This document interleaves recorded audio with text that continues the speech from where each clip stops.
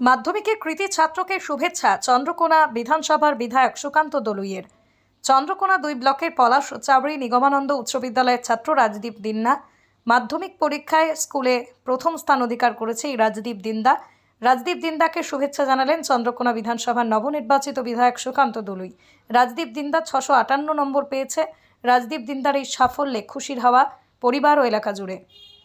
রাজদীপ দিন্দা জানায় সে aerospace engineering নিয়ে পড়াশোনা করতে চায়। তার এই স্বপ্ন পূরণের লক্ষ্যে এগিয়ে চলার জন্য শুভেচ্ছা উৎসাহ দেন বিধায়ক। এদিন বিধায়ক সুকান্ত দলুই জানান, বিগত সরকার রাজ্যের ভবিষ্যৎ প্রজন্মের জীবনকে অনিশ্চয়তার মুখে ঠেলে দিয়েছে।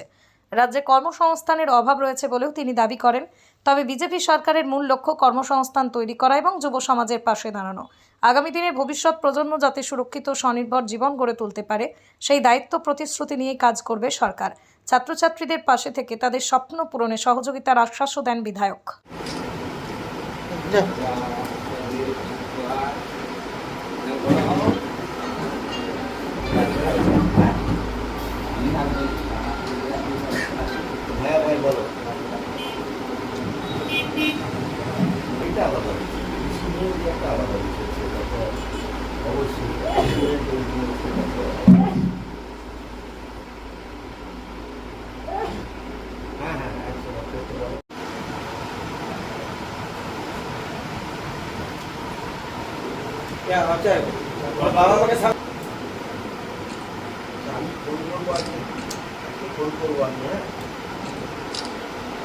খুবই ভালো লেগেছে।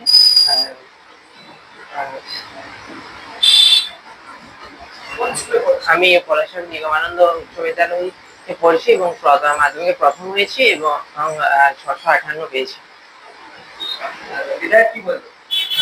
বিধায়ক বললেন আরো ভালোভাবে পড়াশোনা করো, আরো এগিয়ে যাও এবং আরো ভালো রেজাল্ট পাবে। কি নিয়ে পড়ার স্বপ্ন আছে? আমার অ্যারোস্পেস ইঞ্জিনিয়ারিং নিয়ে পড়ার স্বপ্ন আছে। তোমার নাম? রাজদীপ দিন্দা। এরাই তো আমাদের আগামী দিনের ভবিষ্যৎ। তাই বিগত যে সরকার ছিল সেই সরকার আমাদের আগামী প্রজন্মের যে ভবিষ্যৎ সেই ভবিষ্যৎকে নষ্ট করে দিয়েছিল। তো আমাদের সরকার প্রতিষ্ঠিত হয়েছে, মানুষের বিপুল সমর্থন নিয়ে প্রতিষ্ঠিত হয়েছে এবং সর্বাধিক জোর আমাদের যেটা দেওয়া হচ্ছে, আমাদের গভর্নমেন্ট দিবে, সেটা হলো কর্মসংস্থান। তাহলে এই সমস্ত যারা আজকে মাধ্যমিক পাস করেছে, পরবর্তীতে আরও উচ্চশিক্ষায় শিক্ষিত হবে, তাদের ভবিষ্যৎ যাতে করে সুরক্ষিত করতে পারি তার প্রতিশ্রুতি নিয়ে, তার দায়িত্ব নিয়ে আমরা এখানে এসেছি। এদেরকে সম্বর্ধনা দেওয়া আমাদের নৈতিক কর্তব্য, কারণ এরাই আগামী দিনের ভবিষ্যৎ। তো সেই আগামী ভবিষ্যতের সাথে আমি নিজে থাকতে পেরে গর্বিত এবং আমি বলে এসেছি যে সর্বদা আমি থাকবো ওদের পাশে এবং যে যা কিছু প্রয়োজন হবে সেটা দিয়ে আমরা দেখবো বিষয়টা।